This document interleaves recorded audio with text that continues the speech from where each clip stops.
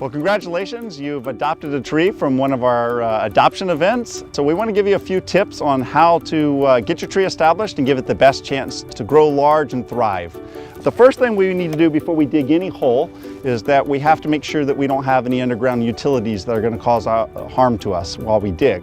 And that can simply be done by calling 811, Texas Call Before You Dig. It's a free call, and you have to give them 48 hours notice before you dig your hole, but they will come out and verify that you don't have any utilities that are going to be in the area where you're going to dig. We never want to dig deeper than what the tree is in its current pot.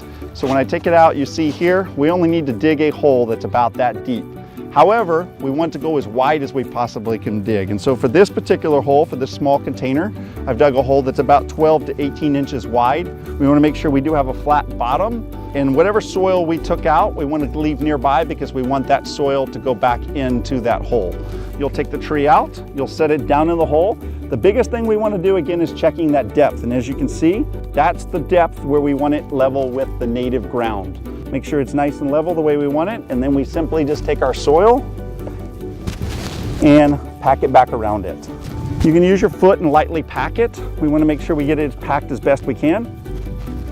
And then you can use a water hose or simply a bucket of water like I've done here, and we will slowly pour it over it. And what that will allow it to do is to close up any of the air spaces and make sure that we have a good tight soil contact around the root ball that we have there. You can use any kind of mulch, quality mulch, wood produced mulch. And what you're going to do is just put a light layer, no thicker than your hand, about 3 to 4 inches. You're going to put a light layer of mulch all the way around the tree. Being mindful not to get too close to the trunk. We want to stay about a hand's width away, and we want to stay about a hand thickness of mulch.